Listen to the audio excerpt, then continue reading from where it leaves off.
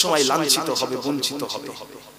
যারা বাপ মাকে কষ্ট দেয়, বাপ মাকে দুঃখ দেয়, তারা পৃথিবীতে জ্ঞানী গুণীদের কাছে লাঞ্ছিত হবে, বঞ্চিত হবে। এটা আপনারা লিখে রেখে দেবেন। আল্লাহর প্রিয় হয়ে যান। আল্লাহ পাক, আল্লাহ রাসূল কি বলেছেন? রিদা রাব্বি তাবারাকা ওয়া তাআলা ফি রিদাল ওয়ালিদাইনি ওয়া সাখাত রাব্বি তাবারাকা ওয়া তাআলা ফি সাখাতিল ওয়ালিদাইনি। হাদিস শরীফ আও কামা ক্বালা নবী সাল্লাল্লাহু আলাইহি ওয়াসাল্লাম। আল্লাহর রাসূল বলছেন আল্লাহ পাক তার উপরে রাজি হন যে ব্যক্তিটা, আল্লাহ পাক তার উপরে রাজি হন যার উপরে পিতা মাতা রাজি হয়ে যায়। আল্লাহ পাক তার উপরে রাজি হন যার উপরে পিতা মাতা রাজি হয়ে যায়। আল্লাহ পাক তার উপরে নারাজ হয়ে যান যার উপরে পিতা মাতা নারাজ হয়ে যায়। কথা বুঝেছেন না? জি মেরা আমার দোস্ত আমার, আল্লাহ পাক রব্বুল আলামিন কুরআন শরীফের মধ্যে উল্লেখ করে দিয়েছেন কিভাবে আল্লাহ পাকের প্রিয়তম হওয়া যায়, কিভাবে আল্লাহ পাকের প্রিয়তম হওয়া যায়, কিভাবে আল্লাহ পাকের ওলি হওয়া যায়। আল্লাহ পাক কুরআন শরীফের মধ্যে লিখে দিয়েছেন বিসমিল্লাহির রহমানির রহিম ওয়া কাদা রাব্বুকা আল্লা তা'বুদু ইল্লা ইয়াহু ওয়া বিল ওয়ালিদাইনি ইহসানা ইম্মা ইয়াবলুগান্না ইনদাকাল কিবারি আহাদুহুমা আও কিলাহুমা ফালা তাকুল লাহুমা উফফিন ওয়া লা তানহারহুমা ওয়া কুল লাহুমা কওলান কারীমা। আল্লাহ পাক কুরআন শরীফের মধ্যে বলেন তোমার প্রভু আল্লাহর পক্ষ থেকে বিচার হয়ে গেছে। আল্লাহ পাক কাজী, আল্লাহ পাক কাজী, আল্লাহ পাক কাজী, আল্লাহ পাক বিচার করে দিয়েছেন ওয়াকাদা রাব্বুকা আল্লা তা'বুদু ইল্লা ইয়াহু, তোমরা আল্লাহ ছাড়া অন্য কারোর ইবাদত করবে না, তোমরা আল্লাহ ছাড়া অন্য কারোর দাসত্ব করবে না, তোমরা আল্লাহ ছাড়া অন্য কারোর বান্দেগী করবে না। ওয়াকাদা রাব্বুকা আল্লা তা'বুদু ইল্লা ইয়াহু ওয়া বিল ওয়ালিদাইনি ইহসানা, তোমরা তোমাদের পিতা মাতার প্রতি ভালো ব্যবহার করবে। পিতা মাতার প্রতি ভালো ব্যবহার করবে। কথা বুঝেছেন না? যে আল্লাহ পাক রব্বুল আলামিন কি করেছেন? বিচার করে দিয়েছেন ইম্মা ইয়াবলুগান্না ইনদাকাল কিবারি আহাদুহুমা, যদি তাদের মধ্যে থেকে কেউ একজন তোমাদের কাছে বার্ধক্য অবস্থায়, বুড়ো হয়ে, পৌঢ় হয়ে যদি তোমাদের কাছে এসে পৌঁছায়, আহাদুহুমা আও কিলাহুমা, দুজনের একজন অথবা দুজন, পিতা মাতা অথবা পিতা অথবা মাতা যদি তোমাদের কাছে আসে, ফালা তাকুল লাহুমা উফ ওয়া লা তানহারহুমা, তাদের প্রতি তোমরা উফ শব্দটাও করো না, তাদেরকে ধমক দিও না। অকুল্লাহুমা কওলান কারীমা, তাদের প্রতি সব সময় সম্মানীয়, সম্মান সূচক কথাবার্তা বলো। এটা কার কথা? আল্লাহ পাক রব্বুল আলামিন। কথা বুঝেছেন না? যে পিতা মাতাকে কষ্ট দেয় আল্লাহ পাক তার উপরে রাজি হন না, আল্লাহ পাক তার উপরে রাজি হন না। সে যত বড়ই পীরকে ধরুক, সে যত বড়ই ওলিকে ধরুক, কোনদিন সে আল্লাহর কাছে প্রিয় হতে পারে না। যে ব্যক্তিটা পিতা মাতাকে কষ্ট দেয় আল্লাহর কাছে প্রিয় হতে পারে না। কথা বুঝেছেন? যেই ওলির পা ধরে চুমু খান হবে না। কথা বুঝেছেন না? ওলি, ওলি কে হয়? পীরের ছেলে ওলি হয়? কথা বলেন, পীরের ছেলে ওলি হয়? পীরের ছেলে পীর হয়? ডাক্তারের ছেলে ডাক্তার হয়? উকিলের ছেলে উকিল হয়? ব্যারিস্টারের ছেলে ব্যারিস্টার হয়? দাঁড়ি চাঁচা মুখে একটা চুল নেই, গোটা মুখটাতে একটা চুল নেই, বড় পীর হয়ে গিয়েছে। মাথার চুলগুলো ঘাড়ের সীমান্ত পার করে চলে গেছে, পীর হয়ে গেছে। কে রে? দাদা হুজুরে আওলা। কে রে? খাজা হুজুরে আওলা। কে রে? খাজা কুতুবউদ্দিন কাকি হুজুরে আওলা। কে রে? খাজা নিজামউদ্দিন আউলিয়ার আওলা। সে জারি আওলা। দাঁড়ি চাচা, দাঁড়ি চাচা ফাঁসে, সে আপনাকে একটা ভালো রাস্তা দেখাতে পারে না। প্যারে হাজিরানে মজলিস, যে কথা বলছিলাম যে আপনার মৃত্যুটা, মৃত্যুর অ্যাটিটিউডটা, আমাদের মরণের অ্যাটিটিউডটা যেন আল্লাহ পাক সবসময় যেন আমাদের মৃত্যুটা যেন খাতেমা বিল খায়রের সাথে যায়।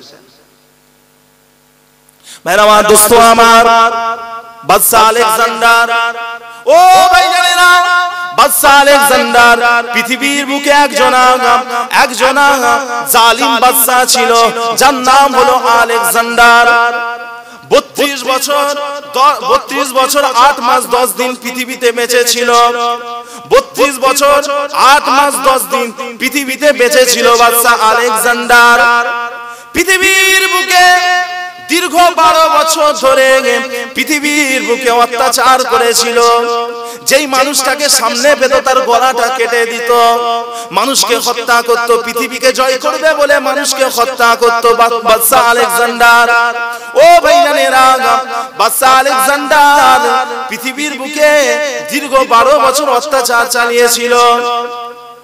পাকিস্তানের একটা জায়গা রয়েছে, যেই জায়গাটার নাম হলো মুলতান। মুলতানে যখন বাদশা আলেকজান্ডার আসে, একজন সৈনিক নিশানা করে বাদশা আলেকজান্ডারের দিকে একটা তীর ছুঁড়ে দিয়েছিল। ওই তীরটা এসে বাদশা আলেকজান্ডারের পিঠে লেগে গিয়েছিল। পিঠে লেগে গেছে।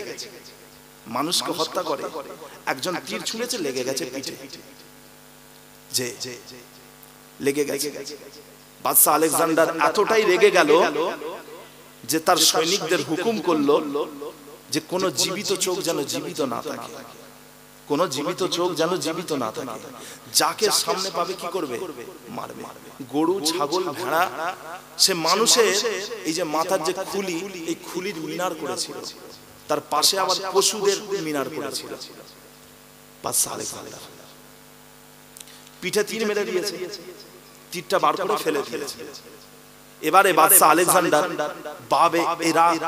বাবে ইরাকে এসে গেছে। বাদশা আলেকজান্ডার যখন ইরাকে আসলো, তখন এই পিঠের ঘাটা চেগে উঠল, কষ্ট দিচ্ছে, কষ্ট হচ্ছে। বুঝতে পারলো যে আমার কি হয়ে গেছে, টাইম হয়ে গেছে, যাওয়ার টাইম হয়ে গেছে। বুঝতে পেরে গেছে যে আমাকে এবার যেতে হবে। এতদিন ধরে মানুষকে আমি মেরেছি, আজকে আমাকে মরতে হবে।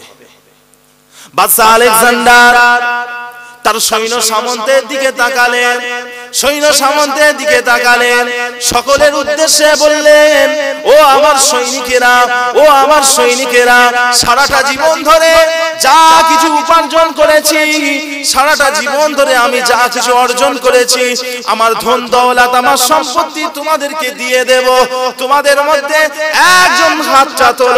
একজন হাতটা তুলে বলো, হুজুর আমি আপনাকে 40 দিনের জীবন দান করব। 40 দিনের জীবন। কারণ বাদশা আলেকজান্ডারের বাড়ি ইরাকে নয়, ইরাকের পরে তুর্কি, তুর্কির পরে মাকদুনিয়া, বাদশা আলেকজান্ডারের কি জন্মস্থান।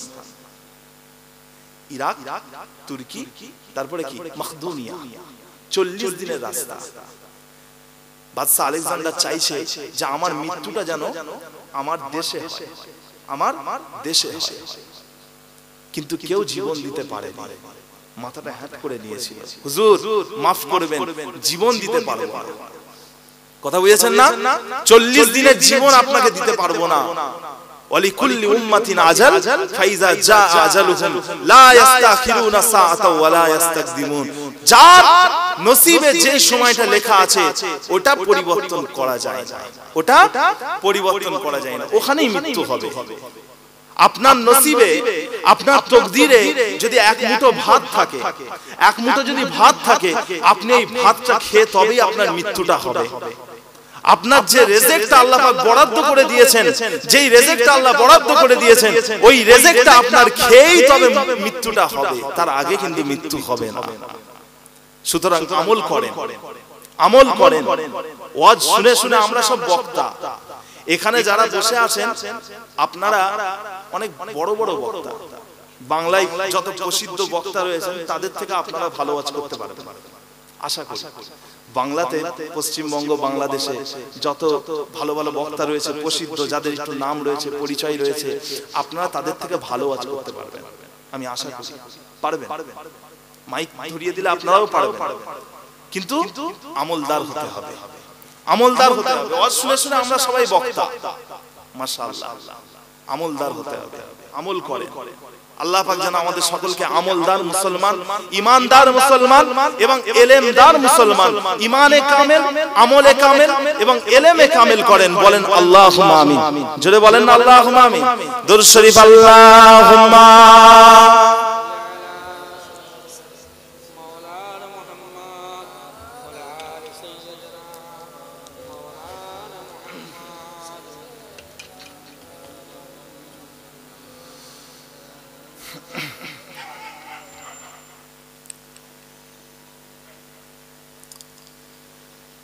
যেদিকেই যাই মোর দৃষ্টি, দেখি শুধু অপরূপ সৃষ্টি। দেখি যত বিমোহিত হয় মন, অনুভবে খুঁজি প্রভু তোমায় তখন। যেদিকেই যাই মোর দৃষ্টি, দেখি তব অপরূপ সৃষ্টি। দেখি যত বিমোহিত হয় মন, অনুভবে খুঁজি প্রভু তোমায় তখন। আছো তুমি কোথায় বলো না মোরে, যাব আমি সেথায় হোক যত দূরে। আছো তুমি কোথায় বলো না মোরে, যাব আমি সেথায় হোক যত দূরে। বলবো কথা আমি তোমার সাথে, একা একা কেন থাকো আড়ালেতে। বলবো কথা আমি তোমার সাথে, একা একা কেন থাকো আড়ালেতে। চাঁদ মামা তুমিও কি আমার মতন, প্রভুর সাথে চাও করতে কথন। চাঁদ মামা তুমিও কি আমার মতন, প্রভুর সাথে চাও করতে কথন। নাকি তুমি নিরিবিলি জোছনা রাতে, প্রাণ খুলে কথা বলো প্রভুর সাথে। নাকি তুমি নিরিবিলি জোছনা রাতে, প্রাণ খুলে কথা বলো প্রভুর সাথে। তাই বুঝি হাসো তুমি মিষ্টি হাসি, আমিও যে তারে বড় ভালোবাসি। তবে কেন রব আমি দূরে দূরে, তবে কেন রব আমি দূরে দূরে। চাঁদ মামা যদি পারো বলে দিও তারে, বলে দিও তারে। ভোরের আজান আমি শুনি যখন, থাকতে পারি না আর বসে তখন। ভোরের আজান আমি শুনি যখন, থাকতে পারি না আর ঘুমিয়ে তখন। মনে হয় ডাকছো তুমি মোরে, মনে হয় ডাকছো তুমি মোরে। আই খোকা ছুটে আয় আমার ঘরে, ওযু করে মসজিদে যাই গো ছুটে। তোমার ডাকে প্রভু সাড়া দিতে। নামাজ শেষে আমি তুলি দুই হাত, নামাজ শেষে আমি তুলি দুই হাত। তোমার কাছে করি ফরিয়াদ, তোমাকে চেনার প্রভু তোমাকে জানার তৌফিক দাও, তৌফিক দাও। সরল পথে প্রভু সঠিক পথে আমাকে চালাও, আমাকে দেখাও। ভিন্ন কিছু আর নেই তো চাওয়ার, ভিন্ন কিছু আর নেই তো চাওয়ার। রহিম রহমান ওগো পারওয়ার, রহিম রহমান ওগো পারওয়ার, রহিম রহমান ওগো পারওয়ার। দুরূদ শরীফ আল্লাহুম্মা সাল্লি আলা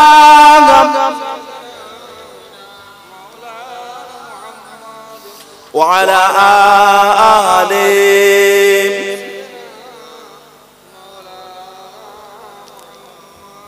আমার দিনদার ইমানদার ভাইরা, যে নেককার আল্লাহওয়ালা পরহেজগার মুত্তাকি ভাইজান, আল্লাহ রাসূল সর্বপ্রথম কোথায় হিজরত করেছিলেন বলেন? মুসলমানরা সর্বপ্রথম কোথায় হিজরত করেছিল? আবিসিনিয়া, তাই তো? আবিসিনিয়া তো বর্তমান ইথিওপিয়া। মুসলমানরা প্রথমে ইথিওপিয়াতে হিজরত করেছিল, তারপরে কোথায়? মদিনা শরীফে, ইয়াসরাবে, মদিনা শরীফে হিজরত করেছিলেন। আল্লাহ রাসূল যখন মদিনা শরীফে চলে গেছেন, মক্কার কুফারেরা দেখতে পেল যে রাসূল তো চলে গেছেন, কিন্তু মানুষ ঠিক চলে যাচ্ছে পিছনে পিছনে। জোরে বলেন সুবহানাল্লাহ। রাসূল চলে যাচ্ছেন, কিন্তু মানুষ পিছনে পিছনে গিয়ে মুসলমান হয়ে চলে আসছে। কুফফারেরা দেখতে পেল, অবাক হয়ে গেল, ভয় পেয়ে গেল কি হবে যদি এরকম ভাবে এক একজন কাফের যদি গিয়ে মুসলমান হয়ে যায়, তাহলে আর একটাও কাফের বাকি থাকবে না, একটাও কাফের বাকি থাকবে না, সবাই মুসলমান হয়ে যাবে। কাফেররা অনেক চিন্তার মধ্যে পড়ে গেল। দুটো গোত্র থেকে 7 জন মানুষকে মদিনা শরীফে পাঠালো, মক্কার কুফফারে। একটা গোত্রের নাম হচ্ছে আজাল, আর একটা গোত্রের নাম হচ্ছে ফরাহ। আজাল, ফরাহ, দুটো গোত্র পাঠিয়েছে 7 জনকে ষড়যন্ত্র করে। আল্লাহ রাসূল মসজিদে নববী শরীফে বসে রয়েছেন, ওই 7 জন লোক এলো, ইয়া রাসূলুল্লাহ, ইয়া হাবিবাল্লাহ, আমরা আপনার মাতৃভূমি থেকে এসেছি, মক্কা শরীফ থেকে এসেছি, কি খবর? হুজুর, আমাদের ওখানকার কয়েকটা গোত্রের মানুষ তারা মুসলমান হতে চায়, মুসলমান হয়ে যেতে চায়। হুজুর, আপনি যদি আপনার কিছু সাহাবাকে পাঠান খুব ভালো হয়। আল্লাহ রাসূল বলেন, ঠিক আছে, ঠিক আছে। আল্লাহ রাসূল সাল্লাল্লাহু আলাইহি ওয়াসাল্লাম সাহাবাদের নিয়ে বসেছিলেন, বললেন তুমি যাও, তুমি যাও, তুমি যাও, এরকম ভাবে 10 জন সাহাবাকে ঠিক করলেন যে তোমরা যাবে, গিয়ে মক্কা শরীফে গিয়ে মানুষকে ইসলামের তালিম দেবে, মুসলমান করবে। আল্লাহ রাসূল দো জাহানের বাদশা হাবিবুল্লাহ নবী পাক আমার 10 জন সাহাবাকে কাফেরদের সাথে পাঠিয়ে দিলেন। ও ভাইজানেরা, আল্লাহ রাসূলের 10 জন সাহাবা দীর্ঘ একটা রাস্তা, দীর্ঘ একটা পথ অতিক্রম করে মক্কা শরীফের মধ্যে প্রবেশ করছেন। ও ভাইজানেরা, মক্কা শরীফের যে দরওয়াজা ছিল, যে প্রবেশ পথ ছিল, ওই প্রবেশ পথের কাছে যখন আল্লাহ রাসূলের 10 জন সাহাবা যখন এসে হাজির হলেন, শুনতে পেলেন 200টা তরবারি খাপ থেকে বেরিয়ে আসলো। 200টা তরবারি, একটা তরবারি বেরোলে আওয়াজ হয় না, দুটো তরবারি বেরোলে আওয়াজ হয় না, 200টা তরবারি যখন একসাথে বেরিয়েছে, একটা ঝনঝন ঝনঝন শব্দ হয়েছে। সাহাবারা বুঝতে পারলেন যে আজকে তাদের সাথে ধোঁকা হয়েছে, ষড়যন্ত্র হয়েছে, প্রোপাগান্ডা হয়েছে। কথা বুঝছেন না? আল্লাহ রাসূলের সাহাবাদের আর বুঝতে অসুবিধা রইল না। সাহাবারা ইসলাম প্রচার করতে গিয়েছিলেন ঠিকই, কিন্তু তিনাদের কাছে নিজেদের সেফটির জন্য, নিরাপত্তার জন্য 10টা তরবারি ছিল। কাপুরুষের মতো মরে যাননি, কাপুরুষের মতো মরে যাননি, কাপুরুষের মতো কাফেরদের হাতে হাত দিয়ে কাফের হয়ে যায়নি। এই কয়েকদিন আগে ইন্টারনেটের সোশ্যাল মিডিয়ায় দেখা যাচ্ছে একজনা মুসলমান থেকে মুরতাদ হয়ে গেছে, মুরতাদ হয়ে গেছে, কাফের হয়ে গেছে। কথা বুঝেছেন না? তাতে কি হয়েছে? কি হয়েছে? আল্লাহ পাক কি কোরআন শরীফের মধ্যে বলেননি যে আল্লাহ পাক গনি? আল্লাহ পাক কি কোরআন শরীফের মধ্যে বলেননি যে আল্লাহ পাক গনি, আল্লাহ পাক ধনী? যদি কোনো মানুষ আল্লাহর ইবাদত না করে যদি অন্য কারোর গায়রুল্লাহর ইবাদত করে, তাতে আল্লাহ পাকের কি কিছু যায় আসে? বলেন, আল্লাহ পাকের কি কিছু যায় আসে? কিচ্ছু যায় আসে না। পৃথিবীতে যত মাখলুকাত রয়েছে সবকিছুই আল্লাহ জিকির করে। যদি মানুষ যদি জিকির না করে, তাহলে আল্লাহ পাকের কিচ্ছু যায় আসে না। কথা বলেছেন? কিচ্ছু যায় আসে না। কাপুরুষের মতো কি করলেন? জান দিয়ে দিলেন না, যুদ্ধ করলেন। আল্লাহ রাসূলের 10 জন সাহাবা 200 জন কাফেরের বিরুদ্ধে যুদ্ধ শুরু করে দিলেন। ও ভাইজানেরা, 200টা তরবারির বিরুদ্ধে 10টা তরবারি উদয় হয়ে গেল, যুদ্ধ শুরু হয়ে যায়। যুদ্ধ শুরু হয়ে গেল। আল্লাহ রাসূলের 10 জন সাহাবার মধ্যে থেকে 8 জন সাহাবা কাফেরের তরবারির আঘাতে শহীদ হয়ে যায়। আল্লাহ রাসূল জিনাকে নেতা করে পাঠিয়েছিলেন হযরত আসিম বিন সাবিত রাদিয়াল্লাহু তাআলা আনহু, তিনাকেও কাফেররা শহীদ করে দিল। বাকি আরো 7 জনকে শহীদ করে দিল। বাকি রয়ে গেলেন মাত্র 2 জন সাহাবা বাকি রয়ে গেলেন। একজনের নাম হলো হযরত খুবাইব বিন আদি, আর একজনের নাম হলো যায়েদ বিন দাসিনা। খুবাইব বিন আদি, যায়েদ বিন দাসিনা, এই দুজন কি হলেন? বেঁচে গেলেন। এই দুজনকে মারলো না। মক্কার একজন কাফির ছিল যার নাম হলো সুফিয়ান হাজালি। দুজন সাহাবার হাত দুটোকে ধরে কি করলো? কাফেরদের কাছে নিয়ে গিয়ে বিক্রি করে দিল, বহু মূল্যে বিক্রি করে দিল। গোলাম হয়ে গেল, বিক্রি করে দিল। তো ভাইজান, কাফেরেরা আল্লাহর রাসূল এই দুজন সাহাবাকে নিয়ে তারা অত্যাচার শুরু করে দিল। একজন কাফেরদের মধ্যে একজন ছিল হারেস বলে একজন ব্যক্তি ছিল। ওই ব্যক্তিকে মক্কার কাফেররা বলল, এই খুবাইব বিন আদি এবং যায়েদ বিন দাসিনাকে নিয়ে যে ঘরের মধ্যে বন্দী করে দাও। এদেরকে খেতেও দেবে না, পান করতেও দেবে না, এদেরকে পানিও দেবে না, রুটিও দেবে না, এদেরকে না খেতে দিয়ে এদেরকে মেরে দাও, হত্যা করে দাও। কথা পেয়েছেন? কিন্তু মানুষ কি না খেয়ে মরে? বলেন না, মানুষ না খেয়ে মরে? যদি মানুষ না খেয়ে মরতো তাহলে আল্লাহ রাসূলের সাহাবারা সবথেকে বেশি মরতেন, তাই তো? যে আল্লাহ রাসূলের সাহাবারা বলছেন যে এক এক সময় আমাদের কাছে খাবারের এতটাই অভাব পড়ে যেত যে আমরা যখন খিদে পেত, খেজুরের দানা থাকতো আমাদের কাছে, ওই খেজুরের দানাকে মুখের মধ্যে নিয়ে একটু নাড়াচাড়া করে ওই মুখের দানাটাকে বার করে ফেলে দিয়ে আমরা এক গ্লাস পানি খেয়ে নিতাম আর নিজের অন্তরটাকে সান্ত্বনা দিতাম যে আমরা একটা খেজুর খেয়েছি, খুরমা খেয়েছি। আসলে খেজুর খাননি, খেজুর পাননি, খেজুর খাননি, কিন্তু অন্তরকে সান্ত্বনা দিয়েছেন। কিসের জন্য? ইসলামের জন্য। তিনারা গরিবী হালতে কাটিয়েছেন, আমাদের গরিবীটাকে কিনে নিয়েছেন। তিনারা গরিবী হালতে নিজের জীবনটাকে অতিবাহিত করে আমাদের গরিবীটাকে কি করেছেন? কিনে নিয়েছেন। আমরা যে ইসলামটাকে নিয়ে বেঁচে রয়েছি, আমরা যে মাওলানা সাহেবরা আর আমরা সকলেই আজকে ইসলামে আমরা যারা মুসলমান রয়েছি, আমাদের তো সুদিন এসে গিয়েছে, আমাদের তো সুদিন। দুঃখ আমরা কি দেখেছি? আমরা দুঃখ কি দেখেছি?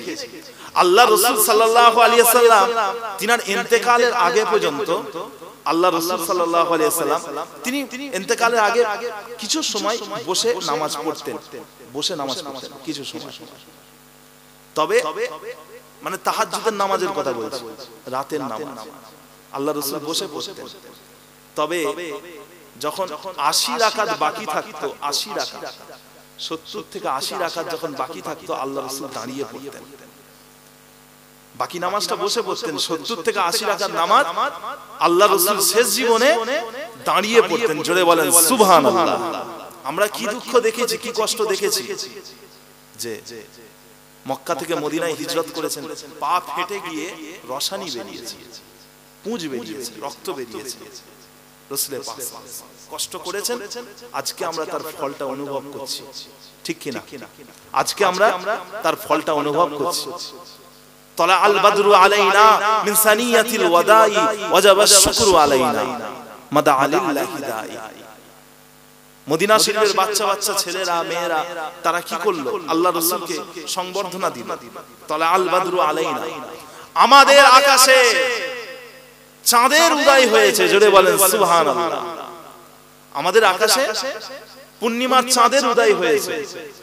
মিন সানিয়াতিল ওয়াদাই, যিনি সানিয়াতিল ওয়াদা থেকে এসেছেন।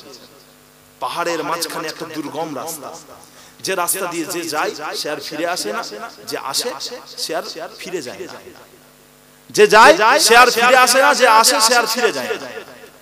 সানিয়াতিল ওয়াদা, দুর্গম রাস্তা, যে রাস্তাতে দস্যুরা থাকে, দস্যুরা থাকে, ওই রাস্তা দিয়ে আল্লাহ রাসূল এসেছেন। জোরে বলেন সুবহানাল্লাহ।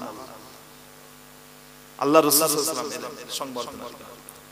তো ভাইজান যে কথা বললাম, বিক্রি করে দিল আল্লাহ রাসূলের 2 সাহাবা, তিনাদেরকে খেতে দেয় না, কষ্টের মধ্যে আছেন, ঘরের মধ্যে বন্দী। ভাইরা আমার, দোস্ত আমার, ও ভাইরা, আল্লাহ রাসূলের 2 সাহাবা না খেতে দেওয়ার পরেও তিনাদের মৃত্যু হয় না। ওইদিকে হারেসের একটা ছোট্ট বাচ্চা ছেলে ছিল, একটা বাচ্চা ছেলে হামাগুড়ি দিতে দিতে দিতে দিতে আল্লাহ রাসূলের 2 সাহাবার কাছে এসে পৌঁছে যায়। আল্লাহ রাসূলের সাহাবা হযরত খুবাইব বিন আদি বাচ্চাটাকে ভালো লেগে গেল, বাচ্চাটাকে অত্যন্ত ভালো লেগে গেল। বাচ্চাটাকে আদর করার জন্য বাচ্চাটাকে কোলের মধ্যে তুলে নিলেন। ও ভাইজানেরা, ওইদিকে ওই বাচ্চার আম্মা জান দেখতে পেয়ে গেলেন আমার কলিজার টুকরাটা রাসূলের দুজনা ক্ষুধার্ত পিপাসার্ত সাহাবার কাছে পৌঁছে গিয়েছে। ও ভাইজানেরা, হারেসের স্ত্রী ওই বাচ্চার মা চিৎকার করে ওঠে, পাড়া প্রতিবেশীদেরকে চিৎকার করে ডাকতে লাগে, ও আমার পাড়া প্রতিবেশীরা কে কোথায় রয়েছো? আমার বাচ্চাটা আল্লাহ রাসূলের দুজনা ক্ষুধার্ত পিপাসার্ত সাহাবার কাছে পৌঁছে গিয়েছে, হয়তো আমার বাচ্চাটার বুকটাকে ছিঁড়ে ফেলবে, আমার বাচ্চাটার বুকটাকে ছিঁড়ে আমার বাচ্চার বুকের রক্তটা তারা পান করে নেবে। হযরত খুবাইব বিন আদি বললেন, মা ও আম্মা জান, আপনি চিন্তা করবেন না, চিন্তা করবেন না, আপনি হতাশ হবেন না, আপনার বাচ্চার আমি কোনো প্রকার ক্ষতি করব না, আপনার বাচ্চার আমি কোনো প্রকার ক্ষতি করব না। এই বলে হযরত খুবাইব বিন আদি নিজের কোলটাকে আলোক করে দিলেন আর বাচ্চাটাকে জমিনে শুইয়ে দিলেন। বাচ্চাটা হামাগুড়ি দিতে দিতে আবার আম্মা জানের কাছে চলে গেলেন, মায়ের কাছে ফিরে গেলেন। আচ্ছা বলেন, আল্লাহ রাসূলের সাহাবারা চাইলে ওই বাচ্চাটাকে মারতে পারতেন? কথা বলেছেন? ইসলামে নিজের রাগটা, নিজের ক্ষোভের কোনো জায়গা নেই, ইসলামে নিজের কোনো ক্ষোভের জায়গা নেই।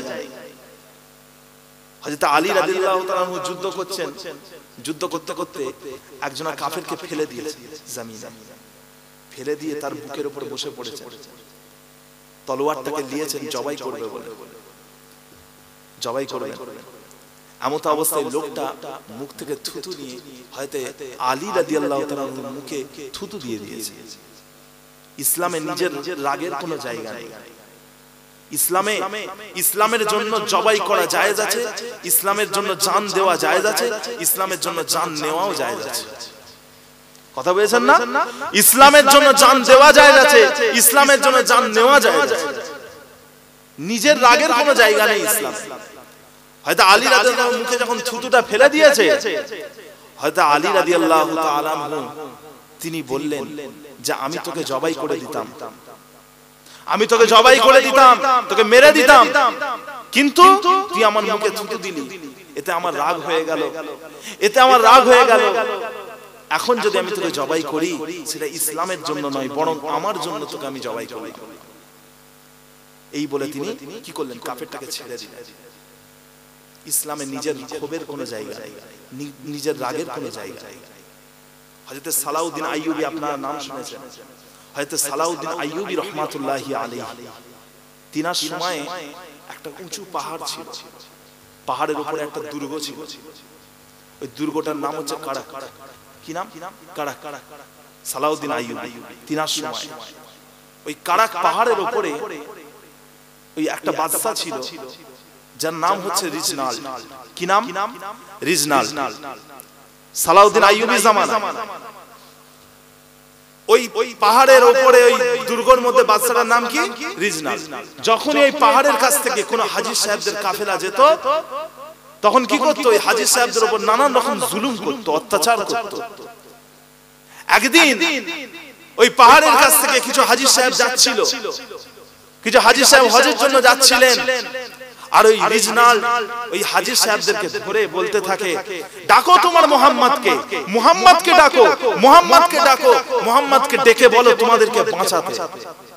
এই বলে ওই হাজী সাহেবদের পুরো কাফেলাটাকে হত্যা করে দিয়েছিল রিজনাল, অত্যাচারী বাদশা। মেরা মা দোস্ত আমার, ও ভাইয়েরা, ওই রিজনাল এত বড় অত্যাচারী বাদশা ছিল। একদা একদিন ওই রিজনাল রাসূল পাক সাল্লাল্লাহু আলাইহি ওয়াসাল্লামের মাজারের উপরে, আল্লাহ রাসূলের সবজে গুম্বাদের উপরে অত্যাচার করার ইচ্ছা করলো, আল্লাহ রাসূলের মাজারটাকে ভেঙে দেওয়ার ইচ্ছা করলো।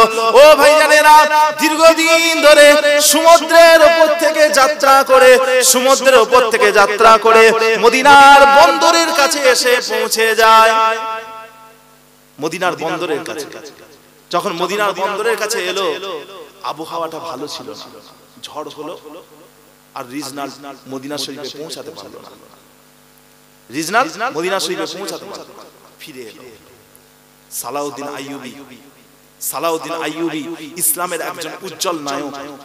সালাউদ্দিন আইয়ুবী যখন ইউরোপ তার সমস্ত শক্তি নিয়ে হিত্তিনের যুদ্ধে প্যালেস্টাইনের যুদ্ধ, হিত্তিনের যুদ্ধে যখন ইউরোপ তার সমস্ত শক্তি নিয়ে ঝাঁপিয়ে পড়েছিল মুসলমানদের উপরে, তখন তানহা একা সালাউদ্দিন আইয়ুবী তিনার নেতৃত্বে ইউরোপের বড় বড় বাদশাদেরকে উনি একা হারিয়ে দিয়েছিলেন। জোরে বলেন সুবহানাল্লাহ।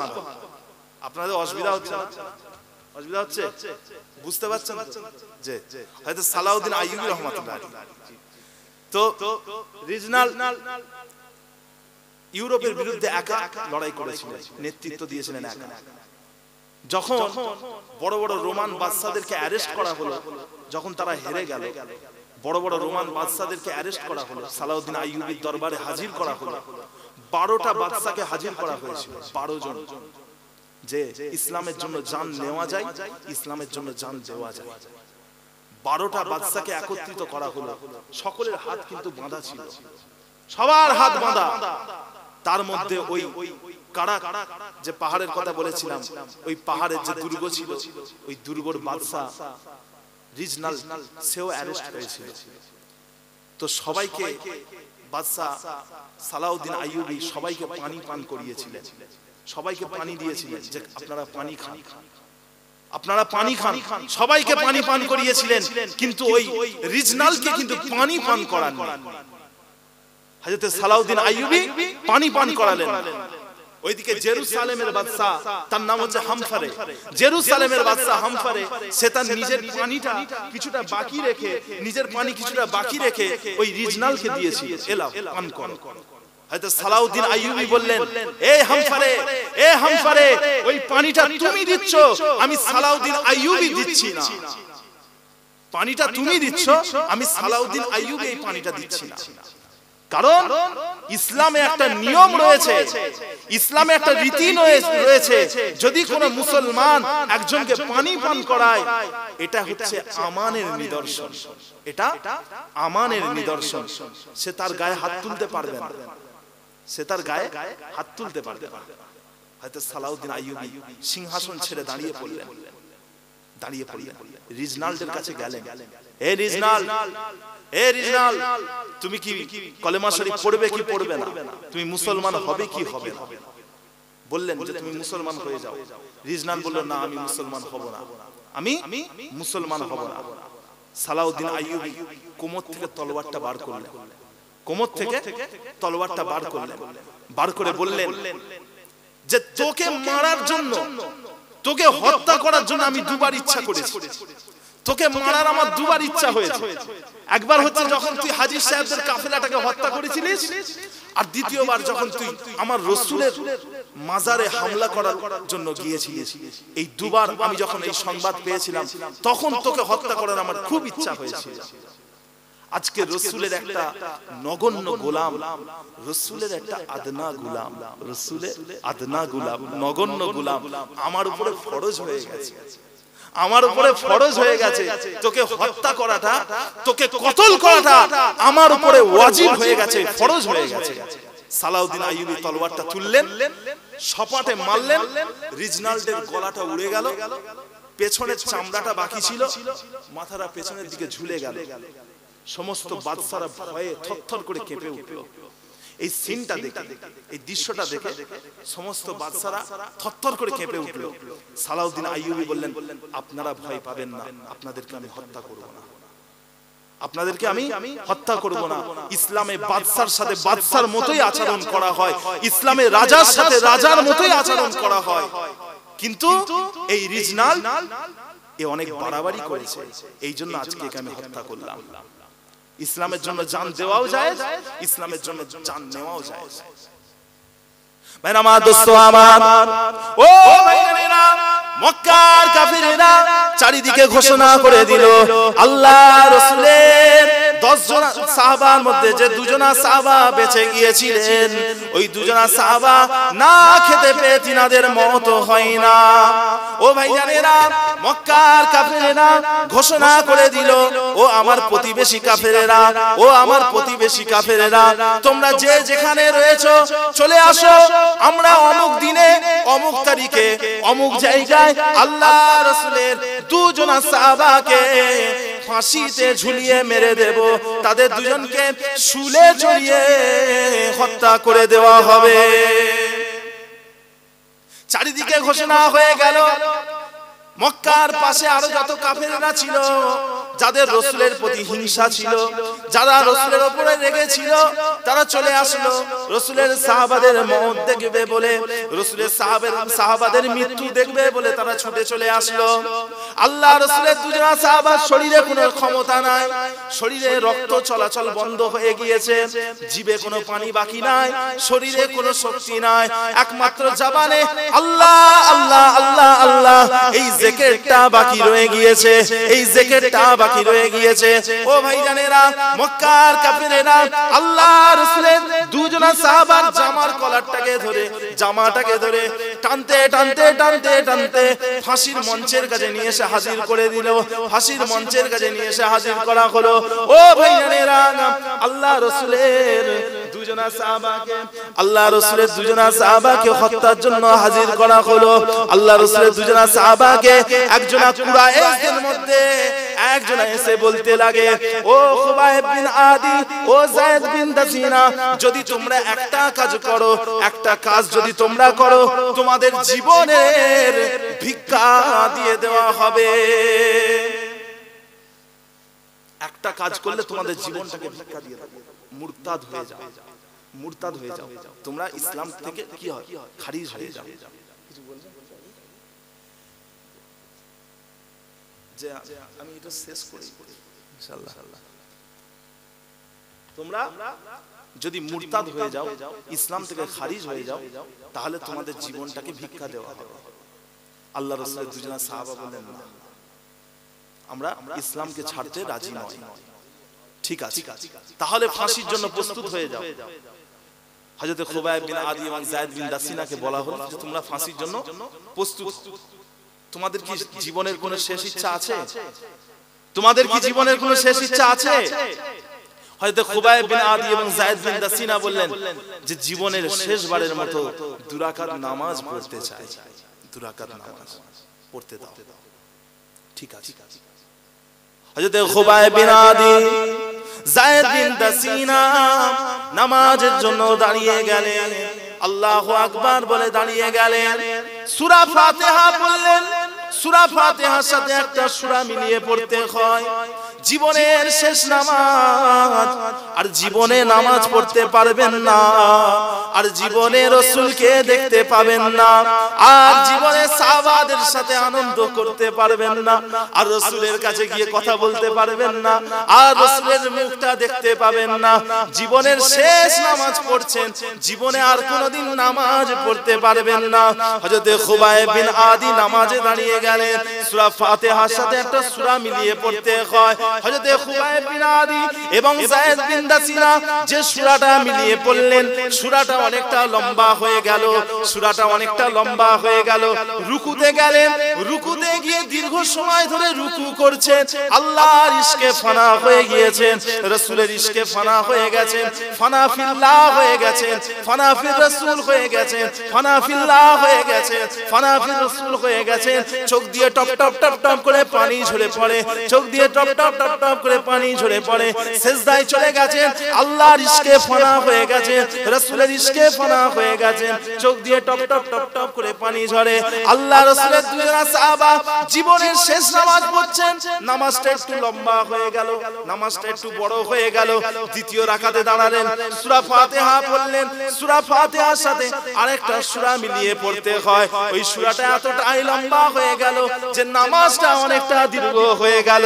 রুকুতে গেছেন, আল্লাহর ইশকে ফানা হয়ে গেছেন, রাসূলের ইশকে ফানা হয়ে গেছেন, চোখ দিয়ে টপ টপ টপ টপ করে পানি ঝরে, সিজদায় চলে গেছেন, আল্লাহর ইশকে ফানা হয়ে গেছেন, রাসূলের ইশকে ফানা হয়ে গেছেন, চোখ দিয়ে টপ টপ টপ টপ করে পানি ঝরে।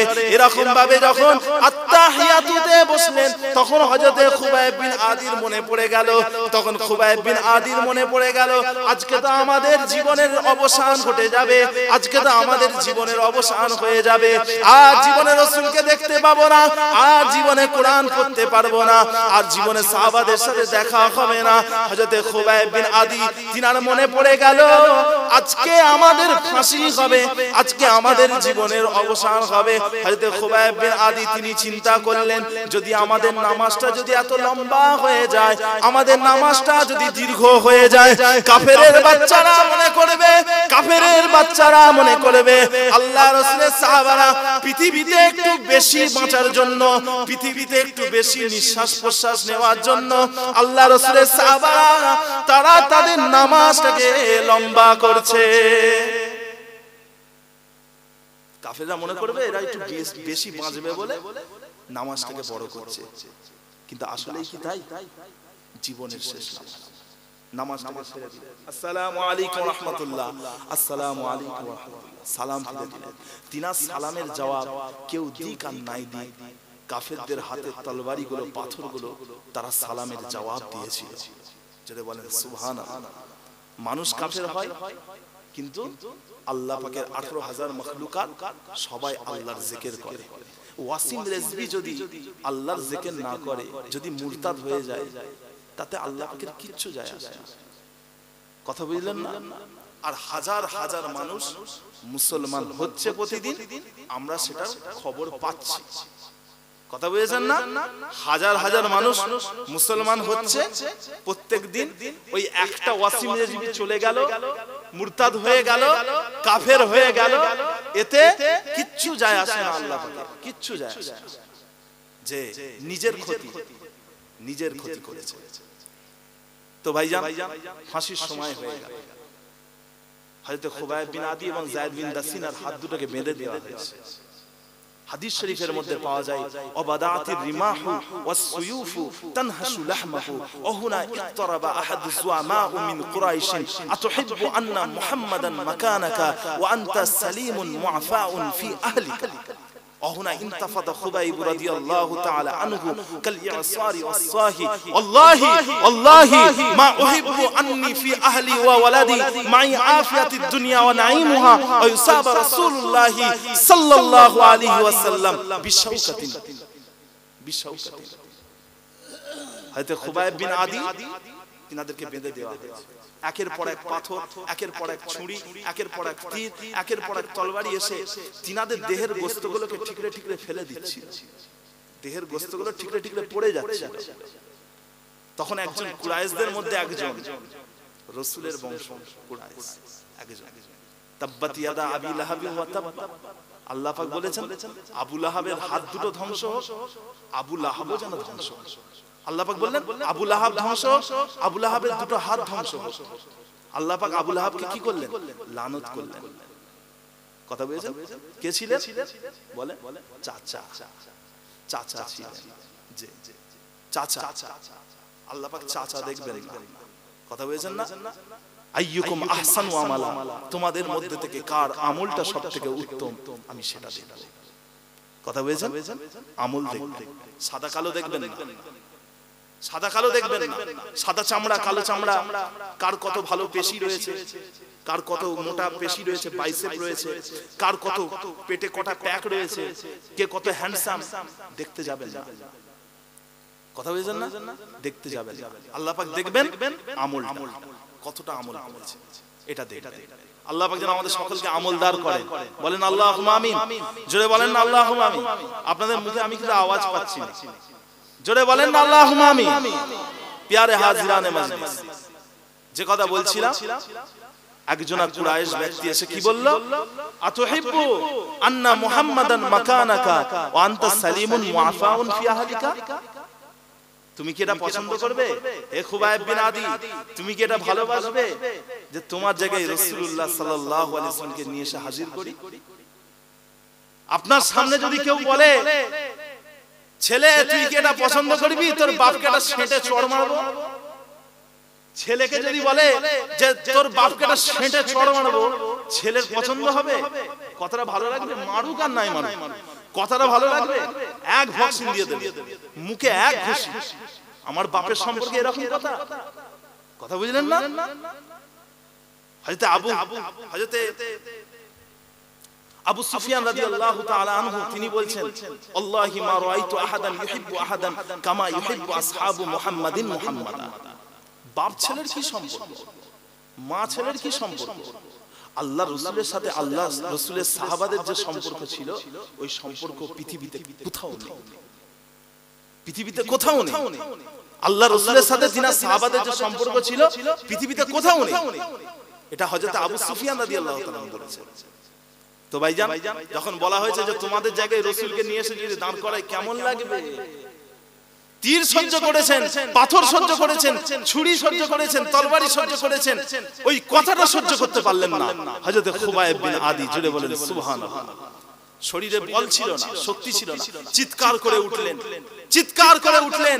হযরত খুবাইব বিন আদি চিৎকার করে বললেন, আল্লাহি আল্লাহি মা উহিব্বু আন্নি ফি আহলি ওয়া ওয়ালাদি মাই আফিয়াতিদ দুনিয়া ওয়া নাঈমুহা ওয়া ইউসাবা রাসূলুল্লাহ সাল্লাল্লাহু আলাইহি ওয়াসাল্লাম বিশাওকাতি বিশাওকাতি।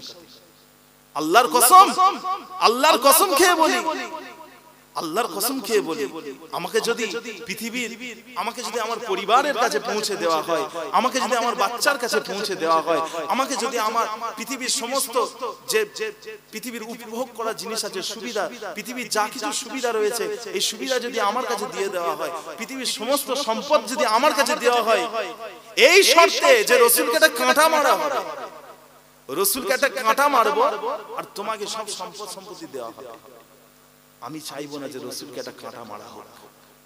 কথা বুঝেছেন না? আমার সম্পত্তি চাই না, রাসূলকে একটা কাঁটা মারা হবে, এটা আমি পছন্দ করব না। যে রাসূলকে একটা কাঁটা মারা হোক পছন্দ করবেন না, সেই রাসূলকে বেঁধে মারা হবে, এটা কি পছন্দ হবে? কথা বলেন। শহীদ হয়ে গেল, শহীদ হয়ে গেল দুজনা সাহাবা, টোটাল 10 জন সাহাবা শহীদ হয়ে গেল। তো ভাইজান শেষ করব, হয়তো ওমর রাদিয়াল্লাহু তাআলার কাছে একজন গোলাম, গোলাম, ওই গোলামটা একদিন ওমর রাদিয়াল্লাহু তাআলার কাছে ওই গোলাম থাকতো, প্রত্যেকদিন খালি গোলামটা খালি অজ্ঞান হয়ে যেত, জ্ঞান হারিয়ে ফেলতো, মাঝে মাঝে চৈতন্য হারিয়ে ফেলতো, মাথা ফাতা ঘুরে পড়ে যেত। হয়তো ওমর রাদিয়াল্লাহু তাআলা বললেন, তোমার কি কোনো শরীরে রোগ আছে নাকি, তোমার কি শরীরে কোনো রোগ আছে, গোপন রোগ?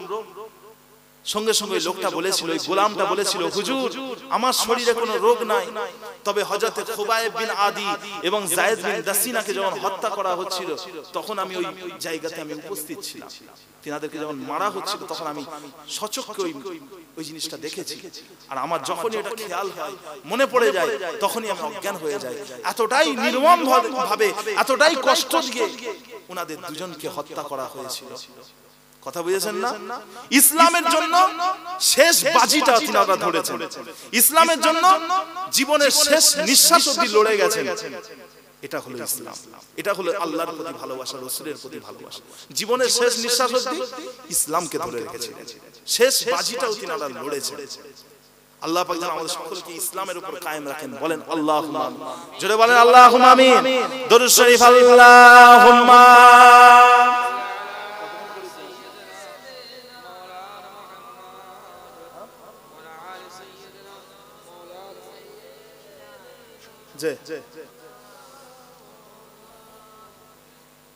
কোয়েল বলে আল্লাহু আল্লাহ, বুলবুল बोले सुबहान अल्लाह, पढ़ते हैं सब मिलके कबूतर सल्लल्लाहु अलैहि वसल्लम, सल्लल्लाहु अलैहि वसल्लम, सल्लल्लाहु अलैहि वसल्लम। अल्लाहुम्मा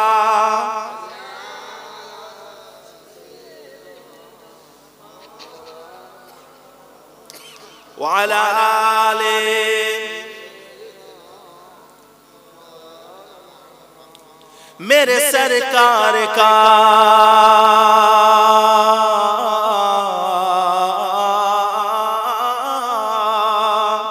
मेरे सरकार का दीवाना जिधर हो जाए, मेरे सरकार का दीवाना जिधर हो जाए, मेरे सरकार का मेरे सरकार का मेरे सरकार का दीवाना जिधर हो जाए, मेरे सरकार का दीवाना जिधर हो जाए, जिस तरफ जाए ज़माना भी उधर हो जाए, जिस तरफ जाए ज़माना भी उधर हो जाए, मेरे सरकार का मेरे सरकार का नक्श पाए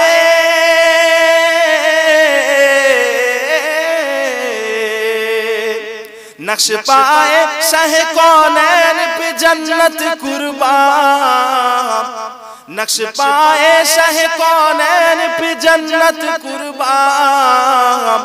तुम जिधर जाओगो तुम जिधर जाओगो जन्नत की डगर हो जाए, तुम जिधर जाओगो जन्नत की डगर हो जाए, मेरे सरकार का मेरे सरकार का मैं समझूंगा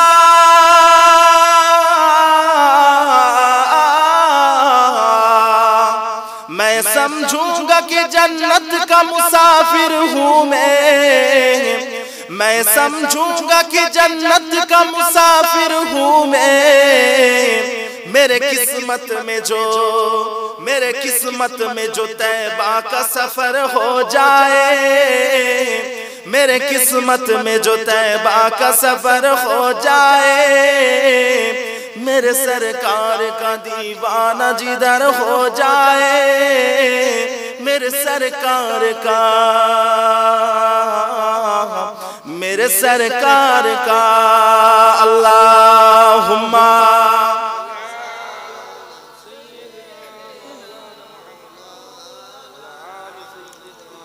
वाला आले सय्यदना।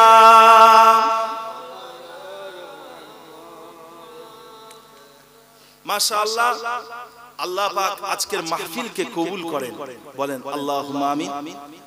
মাশাআল্লাহ, ওয়াইজিন ইকরাম আপনাদের গ্রামের আলেমরা ওয়াজ করেছেন, আমি খবর পাইনি কে করেছেন জানি না, যারাই করেছেন আপনারা আমল করার চেষ্টা করবেন।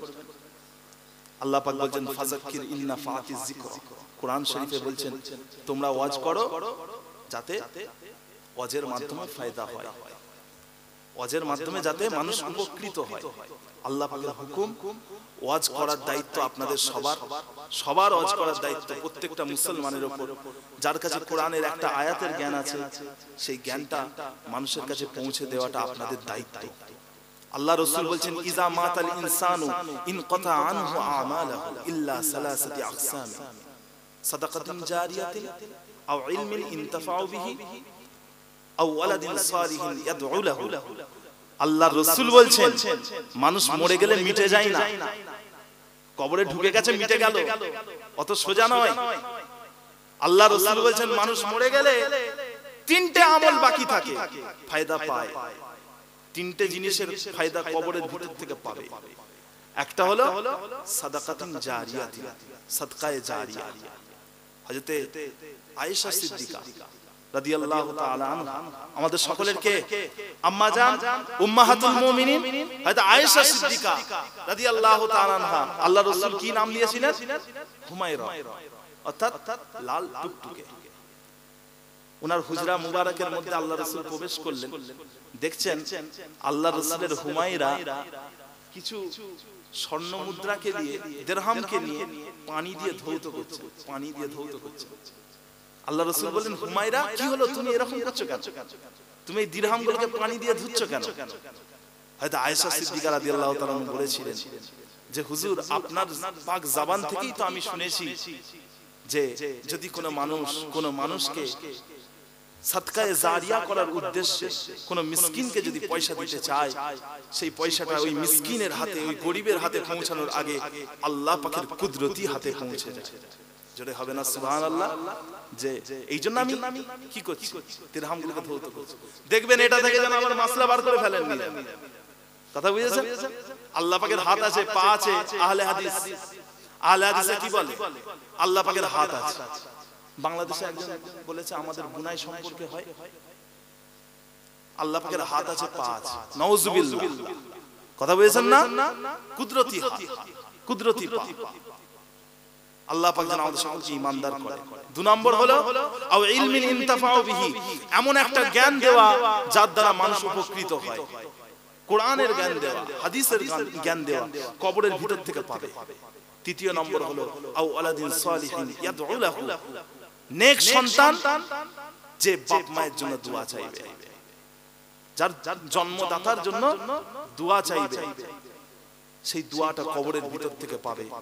আল্লাহ পাক আমাদের সকলের মুরব্বি জান, আমাদের পূর্বপুরুষ যিনারা দুনিয়া থেকে চলে গেছেন, তিনাদের রূহের মাগফিরাতের জন্য, তিনাদের রূহের আল্লাহ পাক যেন মাগফিরাত দেন। সকলে বলুন আমিন। তিনাদের কবরটাকে আল্লাহ পাক যেন জান্নাতের বাগান করে দেন। বলেন আল্লাহুম্মা আমিন। প্যারে হাজিরানে মজলিস, আপনাদের এখানকার বাৎসরিক জলসা, বাৎসরিক ইসালে সাহাবের মাহফিল প্রত্যেক বছরে হয়, এবছরও হয়েছে, আগামী বছরও হবে। বলেন ইনশাআল্লাহ। জোরে বলেন ইনশাআল্লাহ। এই ওয়াজের মাহফিল কায়েম করা এবং আপনাদের এই পিছনে কি আছে? মসজিদ আছে, নামাজ পড়ার ঘর, আল্লাহর ঘর। যে ব্যক্তিটা মসজিদে দান করে, মসজিদের জন্য দান করে, আল্লাহ পাক তার জন্য একটা জান্নাতের ঘর কি করেন? আগে থেকে বুকিং করে রেখে দেন। আগে থেকে বুকিং থাকে, জান্নাতের একটা ঘর আল্লাহ পাক তৈরি করে দেন ও থাকার জন্য। মসজিদে ইট দেওয়া, মসজিদে পাথর দেওয়া। কথা বলেছেন তো ভাইজান? আমি গুনাহগার, আল্লাহ পাক মাফ করেন আমায়। আমি এটা অহংকার করে বা কোনো এর সাথে বলছি না, আমার বলার ইচ্ছাও ছিল না। আপনাদের মসজিদে আমি এই নগণ্য একটা ঘড়ি দিয়েছি। ওই যে ঘড়িটা আছে, সবুজ আলো বেরোয়, ওটা এই নগণ্য দিয়েছে। আপনারা আমার জন্য দোয়া করবেন। কথা বলেছেন? আমি দিয়েছি। আর আমাদের এই মুস্তাফিজুর কোথা গেল? মুস্তাফিজুর ও একটা কুইজ কম্পিটিশন খেলছিল, বুঝলেন? কুইজ কম্পিটিশন, কুইজ, প্রশ্নের উত্তর দেওয়া, কুইজ কম্পিটিশন খেলছিল। তো যারা এই কুইজ কম্পিটিশন করছিল তারা ছিল আহলে হাদিস, বুঝলেন? তো মুস্তাফিজুর কিতাব থেকে দলিল দিচ্ছে, ও একটা কি করেছে, ওই আহলে হাদিস ভিডিও থেকে দলিল দিচ্ছে যে না, এই ভিডিওতে এই আলেম বলছে, তোর কিতাবে ভুল লেখা আছে, এই আলেম ঠিক বলছে। এরকম যখন বলেছে, মুস্তাফিজুর কি করলো? তখন ঝগড়া করে বেরিয়ে এসেছিল। আপনাদের এই সাকির ভাই, সাকির ভাইও ছিলেন ওই গ্রুপে, দুজনেরই কম্পিটিশন করছিলেন। আর ওনাদের ওই দুই ভাইয়েরই উদ্দেশ্য ছিল যে মসজিদের জন্য যে পুরস্কারটা পাবেন মসজিদে খরচ করে। উদ্দেশ্য সুন্দর ছিল, নেক ছিল, কিন্তু তারা আহলে হাদিস বলে বেরিয়ে আসলো গ্রুপ থেকে। তো মুস্তাফিজুরের খুব ইচ্ছা ছিল একটা মসজিদে ঘড়ি দেবে, তো দিতে পারেনি, মনটা খারাপ হয়ে গেছে। আমি একটুখানি আমার মনে করলাম যে আল্লাহ পাক যদি আমার দ্বারাই করান, এটা আমারও একটা কি হবে আখিরাতের জন্য, আল্লাহ পাক যেন এটাকে কবুল করেন। বলেন আল্লাহ। আমি তখন কিছু আল্লাহ পাক দিয়েছেন, সেটা থেকে একটা ঘড়ি হয়েছে। আপনারাও কিছু পয়সা দিয়ে ওটা করেছেন। তো যে কথা বলছিলাম, কথা বাড়াবো না, আপনারা এই জলসার জন্য, এই মসজিদের জন্য আপনাদের কাছ থেকে, এই মসজিদের জন্য আপনাদের কাছ থেকে কিছু অনুদান, কিছু অবদান রাখেন, চাঁদা দেন, কিছু চাঁদা আপনাদের কাছ থেকে আমি কিছু কিছু পয়সা চেয়ে নেব। আল্লাহর রাস্তায় আপনারাই দেবেন। আল্লাহ পাক আপনাদের এই দানকে ফালতু করে দেবেন না। ইনশাআল্লাহ জান্নাতে আপনাদের জন্য একটা ঘর তৈরি হবে। মসজিদের জন্য দেন, জান্নাতে ইনশাআল্লাহ আপনাদের জন্য ঘর আল্লাহ পাক আগে থেকে করে রাখবেন। বলেন ইনশাআল্লাহ। ইনশাআল্লাহ। কে আছেন গ্রামের মধ্যে? কে আছেন? একজন ব্যক্তি হাত তোলেন যে হুজুর আগামী বছর ইসালে সাহেবের জন্য 3000 টাকা ওয়াদা করব। 3000 টাকা। হাতটা তোলেন। তার নামটা আমি ঘোষণা দেব, হাতটা তোলেন। 3000 টাকা হাতটা তোলেন। হুজুর আগামী বছর ইসাল সাহেবের জন্য 3000 টাকা ওয়াদা করে যে আনন্দ করো। আল্লাহ পাক বলছেন যে কুল বিফাদলিল্লাহি ওয়া বিরহমাতিহি ফালিযালিকা ফালইফরাহু। আল্লাহ পাক কোরআন শরীফের মধ্যে বলছেন, হে রাসূল আপনি বলে দেন, হে রাসূল আপনি বলে দেন মানুষকে, যাই বলছি আল্লাহ পাক বললেন কুল বিফাদলিল্লাহি ওয়া বিরহমাতিহি ফালিযালিকা ফালইফরাহু। হে রাসূল আপনি মানুষকে বলে দেন তারা যে আল্লাহর পক্ষ থেকে রহমত পেয়েছে, ফজল পেয়েছে, এত সম্মান পেয়েছে, কোরআন পেয়েছে, কাবা পেয়েছে, রাসূলকে পেয়েছে, এই সব কিছুর জন্য তারা যেন আনন্দ করে। আর আমরা আনন্দ করতেই আজকে বসেছি।